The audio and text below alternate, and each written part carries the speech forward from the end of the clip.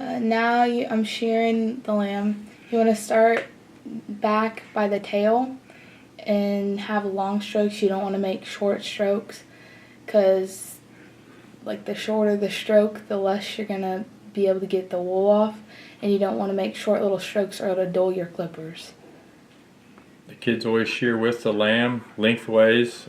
Again, with the lengthways with the lamb, it'll make your lamb look longer. If you shear up and down on the lamb, if you shear from the top of its back to the belly, it'll make the lamb look short because you'll have little clipper marks in there, and the grain or the lay of the wool is lengthways and not vertical. So you can shear the front legs and the back legs vertical, but the sides you want to shear horizontal. So it's usually best to have two people when you're doing this, somebody to stand on one side and kind of hold the lamb. If it hasn't been sheared before, it'll act up. We want to usually stop shearing about 2 or 3 inches above the hock. Later we'll blend that wool in and make that leg wool blend in with the leg. We use Lister clippers or oyster clippers. We use fine blades.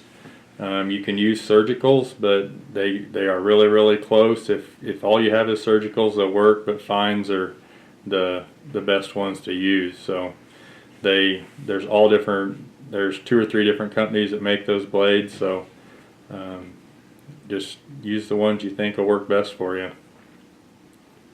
You want to shear inside the leg. You'll pick the leg up and shear up around his chest and his shoulders. When you get all done, you always want to look the lamb over because there's usually a spot that you've missed. So this lamb has been sheared several times, so it's acting pretty good. The more you shear them and more you work with them, the better they'll stand for you on the stand. If you have a loose-hided lamb, earlier when she was shearing, she run her hand in front of the clippers. That'll pull that hide tight, so when you're shearing you don't accidentally cut the lamb. So always run your hand in front of your clippers. Now you want to blow out the legs. When you're blowing out the legs, you want to blow out closer to them, and this just fluffs up the leg wool and it'll make it easier to shear. It's really important you get those really dry. Now you want to card out the legs, and you want to do this just to get any knots or matted hair you want to get the matted hair poofed up. That way when you're shearing you don't have clumps of hair.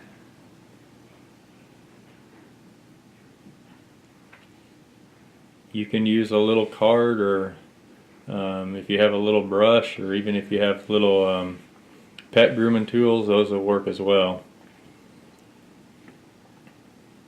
This lamb has been clipped before, so it won't need a lot of work done to it, but you always want to try to comb them back and down, and then I try to use a set of fine blades that have been used before. They're not quite as sharp, and if the lamb would accidentally kick a little bit, you're a lot less likely to cut the lamb. So right there we're explaining how you blend in that wool with the bottom of the leg. You want it to come out. You want that leg wool to look like it's natural bone. You don't want it to look like it's fake. So it just makes that lower leg bone look a little bigger and looks like he or she has a bigger hoof on her.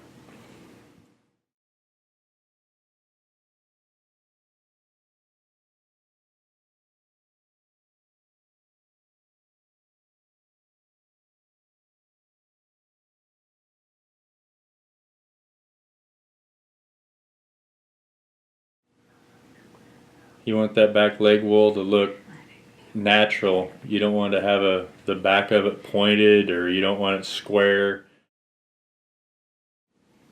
You start right at the back of the pasture or the hock and you shear straight up. You'll shear that tight, and then where them 2 pockets are, you want to leave that wool inside there. You'll push on one side or the other and you'll leave just a little bit wool in there. You don't want to shear it down tight inside that pocket it'll make it look like there's a hole, so you want to leave a little bit of wool in there. And there's always wool down in there. If you make a notch in it, you can usually card it out and fill in your notch if you accidentally make a notch in it. After you do a leg, you want to stand back and look at it from 10 or 15 feet away, because that's where the judge will be standing to make it so you know that it blends in, or if there's any flaws you can come back up and look at it. But always stand back away from the lamb and look at it and see how it looks, and if it looks good to you, it's probably good. The front legs, we come just above the knee a little bit and blend it in with the front leg, and do it just the same as the back legs. You shear down and just make it look like it's natural bone.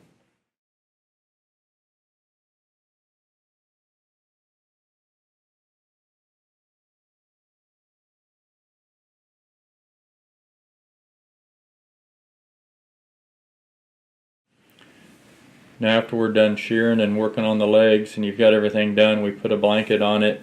We usually put some lotion on it to kind of keep that moisture inside the lamb's hide. We'll put the blanket on, and then we'll take it off the stand and we'll shear its head.